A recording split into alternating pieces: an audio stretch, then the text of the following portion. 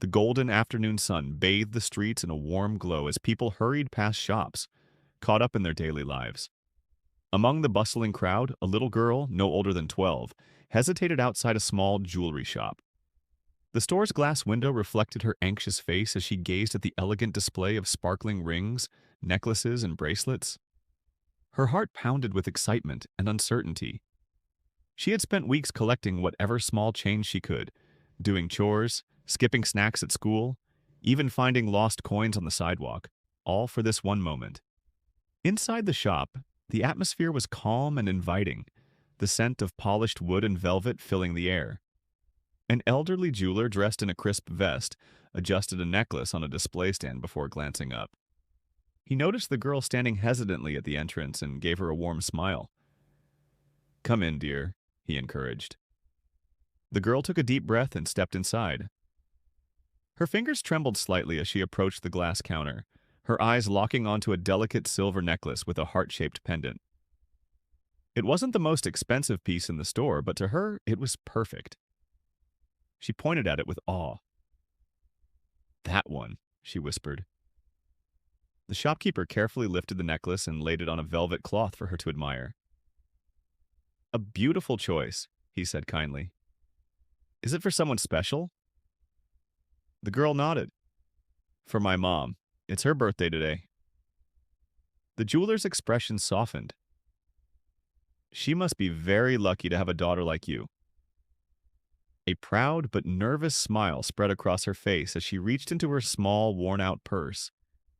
She pulled out a handful of crumpled bills and a few coins, her tiny fingers fumbling as she counted them carefully. She paused, her brow furrowing as she did the math. Her heart sank. It wasn't enough. The realization hit her like a weight pressing down on her chest. Her fingers tightened around the money as she looked up at the shopkeeper, her voice barely above a whisper. "Is there a smaller one?" she asked, trying to mask her disappointment. The shopkeeper hesitated. He knew the answer, but something about the girl's sincerity made his heart ache. He sighed gently and shook his head. "I'm sorry, sweetheart."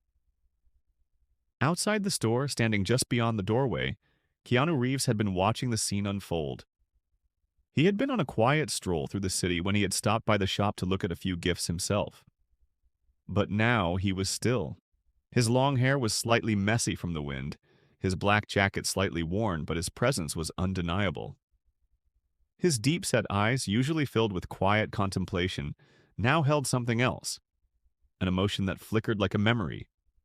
As he observed the girl standing at the counter, clutching her money with trembling fingers, something in him stirred. He had been there before, not in a jewelry shop, but in that feeling. That deep, aching desire to give someone you love the world, even when your hands are empty.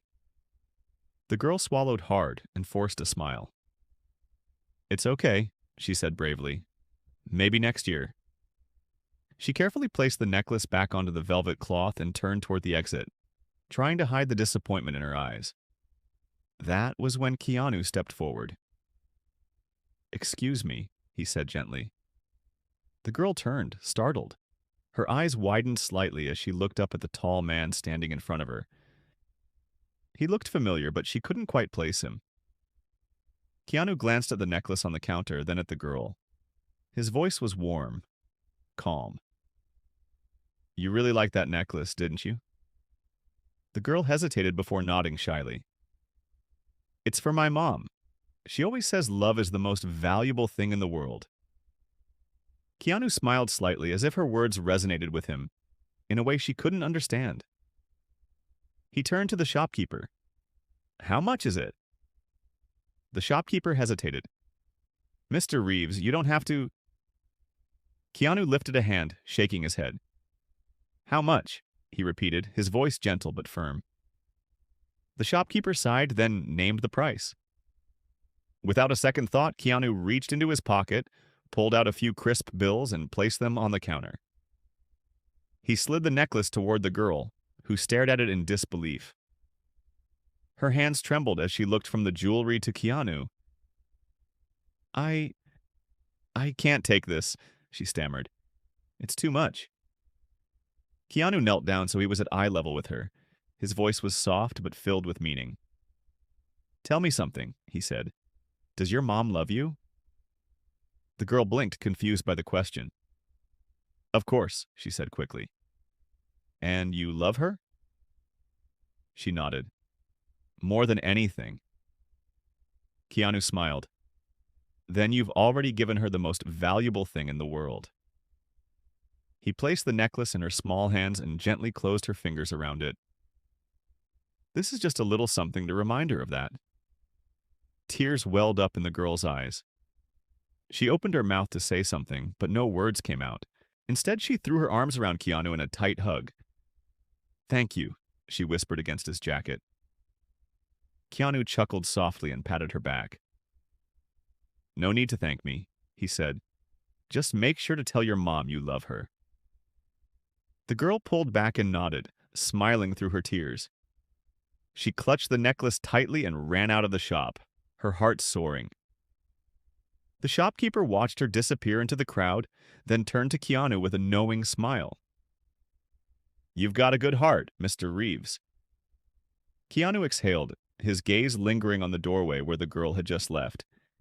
His hands slid into his pockets, his mind lost in thought. "Maybe," he murmured.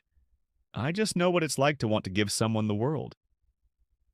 With a final nod, he turned and walked out of the store, blending into the city streets. No cameras, no spotlight, just a quiet act of kindness that would be remembered forever.